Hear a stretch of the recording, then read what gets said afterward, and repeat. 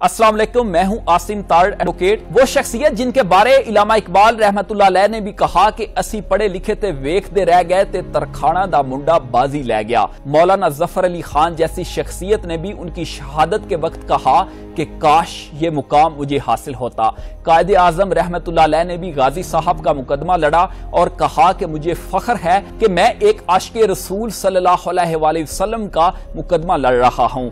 वो शख्सियत जिनकी जेल में जियारत करने हजरत पीर मेहर अली शाह साहब रहमतुल्लाह अलैह और हजरत ख्वाजा शम्सुल आरफीन सियालवी जैसे बड़े रूहानी बुजुर्ग आए थे। वो शख्सियत जिनके नमाज जनाजा में 6 लाख लोगों ने शिरकत की, जबकि उस वक्त लाहौर की आबादी सिर्फ 3 लाख थी। जब अंग्रेज सरकार गाजी साहब का जस्ते खाकी नहीं दे रही थी कि अमन बिगड़ने का खतरा है, तो अल्लामा इकबाल रहमतुल्लाह अलैह ने अपनी शख्सी जमानत दी। अंग्रेज सरकार ने गाजी साहब के जस्से मुबारक को बगैर बताए नामालूम जगह पर दफन कर दिया।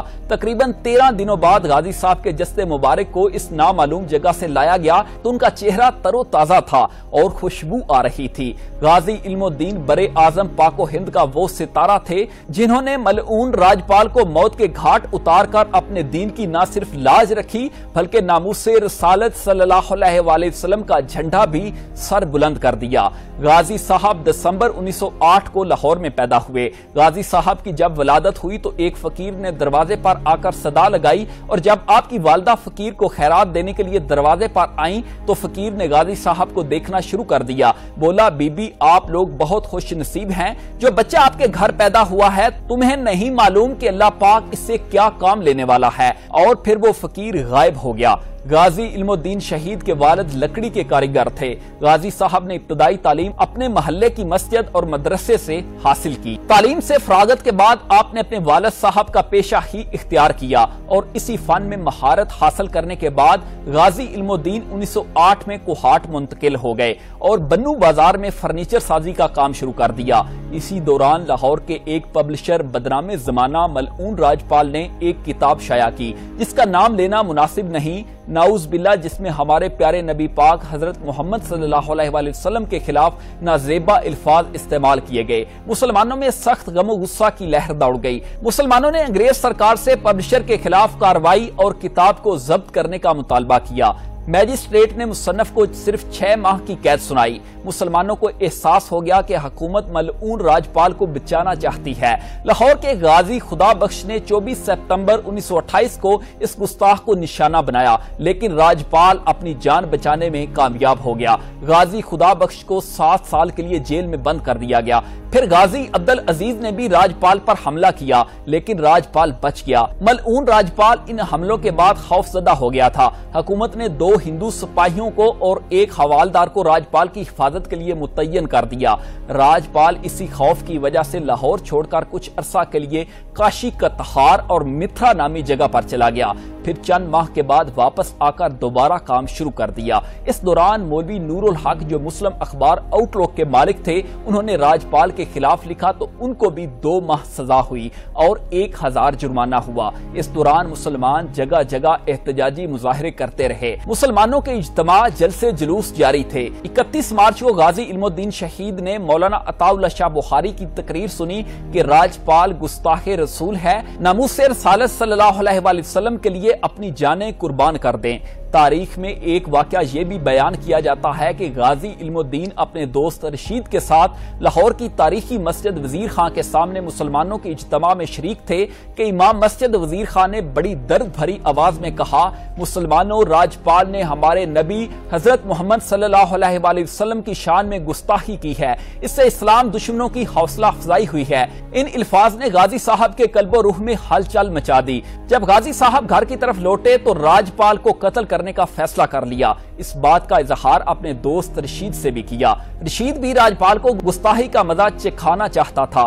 फिर दोनों ने कुरा अंदाजी की कि कौन राजपाल का खात्मा करेगा, तो कुरा अंदाजी में नाम गाजी साहब का ही आया। गाजी साहब ने छुरी खरीदी और तेज कराई और मुनासिब मौके का इंतजार करने लगे। आखिर वो दिन आ गया जब गाजी साहब ने 29 अप्रैल 1929 को राजपाल को सुबह सवेरे, जब वो अपनी दुकान में मौजूद था, एक ही वार में उसका काम तमाम कर दिया। सुबह होने की वजह से अभी राजपाल के کے محافظ پولیس والے بھی ڈیوٹی پر نہیں تھے۔ غازی صاحب پرسکون رہے، فرار کی کوشش نہیں کی اور موقع پر گرفتاری دے دی۔ کیس شروع ہو گیا۔ قائد اعظم غازی علم الدین شہید کے وکیل تھے۔ ایک موقع پر قائد اعظم رحمت اللہ علیہ نے غازی صاحب کو کہا کہ وہ جرم کا اقرار نہ کریں تو میں اس کیس میں آپ کو بچا لیتا ہوں۔ غازی علم الدین شہید نے کہا کہ میں کیسے کہہ دوں کہ یہ قتل میں نے نہیں کیا، مجھے اس قتل پر ندامت نہیں بلکہ فخر ہے۔ 22 مئی 1929 کو غازی صاحب کو سزائے موت کی سزا سنا دی گئی۔ اس فیصلے کے خلاف اپیل ہائی کورٹ میں ہوئی جو خارج ہو گئی۔ پھر قائد اعظم نے لندن کی پیروی کورٹ میں اپیل کی، وہ بھی خارج ہو گئی۔ 31 اکتوبر 1929 کو غازی صاحب کو ظالموں نے تختہ پر چڑھا دیا اور شہید کر دیا۔ آپ کے جستے خاکی کو بغیر بتائے نامعلوم جگہ پر دفن کر دیا گیا، جس کی وجہ سے پورے ملک میں شدید احتجاج ہونا شروع ہو گئے۔ حالات کے پیش نظر علامہ اقبال اور چند معزز ہستیوں نے گورنر پنجاب سے ملاقات کی۔ علامہ اقبال نے شخصی ضمانت دی اور گورنر نے اس شرط پر غازی صاحب کا جستے خاکی حوالے کرنے کی حامی بھری کہ کوئی مظاہرہ نہیں ہوگا اور پرامن طریقے سے تدفین کی جائے گی۔ اس وفد نے شرط منظور کر لی۔ اس وفد نے میجسٹریٹ مہدی حسن کی قیادت میں میاں والی سے غازی صاحب کا جستے خاکی وصول کیا۔ گواہوں کے مطابق جسم صحیح سالم تھا، بلکہ کوئی تعفن نہیں تھا۔ چہرے پر جلال اور امتزاج تھا اور ہونٹوں پر مسکراہٹ تھی۔ غازی صاحب کا جنازہ لاہور کی تاریخ کا سب سے بڑا جنازہ تھا۔ 6 لاکھ لوگ شریک تھے۔ لوگوں نے عقیدت میں اتنے پھول نچھاور کیے کہ میت چھپ کر رہ گئی۔ ان کی نماز جنازہ قاری شمس الدین نے پڑھائی۔ یونیورسٹی گراؤنڈ میں غازی صاحب کی نماز جنازہ ادا کی گئی۔ تدفین کی سرپرستی مولانا ظفر علی خان، علامہ اقبال اور سید دیدار علی شاہ نے فرمائی۔ مولانا دیدار علی شاہ اور علامہ اقبال نے اپنے ہاتھوں سے شہید کو لحد میں اتارا۔ تدفین سے پہلے علامہ اقبال آپ کی قبر میں لیٹے اور پھر باہر نکل آئے۔ لوگوں نے پوچھا جناب یہ کیا ماجرا ہے؟ آپ نے کہا قیامت کے دن یہ مٹی گواہی دے گی کہ اقبال نے عاشق رسول صلی اللہ علیہ وآلہ وسلم کی مٹی کو چھوا تھا۔ جب انگریز سرکار نے غازی علم الدین شہید کو پھانسی دی، اس سے پہلے جب غازی صاحب کی ماں سے ملاقات ہوئی، ماں نے سینے لگایا تو آہیں نکل گئیاں، چیخاں نکل گئیاں۔ غازی صاحب نے کہا ماں نہ رو، آج حوریں بھی آپ کو مبارکباد دے رہی ہیں۔ ماں نہ رو، آج فرشتے بھی تمہاری طرف دیکھ رہے ہیں۔ ماں نہ رو، میں ناموس رسالت صلی اللہ علیہ وآلہ وسلم کے لیے جان قربان کر رہا ہوں، آپ کے آنسوؤں کا مول پڑ جائے گا۔ غازی صاحب کا 22 مئی 1929 کو 128 پاؤنڈ وزن تھا۔ پھانسی کا مجرم جتنا دلیر ہو اس کا وزن کم ہوتا ہے، لیکن یہاں انوکھی دنیا کی مثال تھی۔ شہادت کے دن غازی علم الدین شہید کا وزن 140 پاؤنڈ تھا۔ عبداللہ وارڈن اس طرح بیان کرتا ہے، 31 اکتوبر 1929 کو جب غازی علم الدین شہید کو پھانسی ہونا تھی، اس سے ایک روز پہلے میں حسب معمول غازی صاحب کی کوٹھڑی کا پہرا دے رہا تھا۔ پیدل چلتے ہوئے میں کوٹھڑی سے ذرا فاصلے پر عام قیدیوں کی بیرک کی طرف آ گیا۔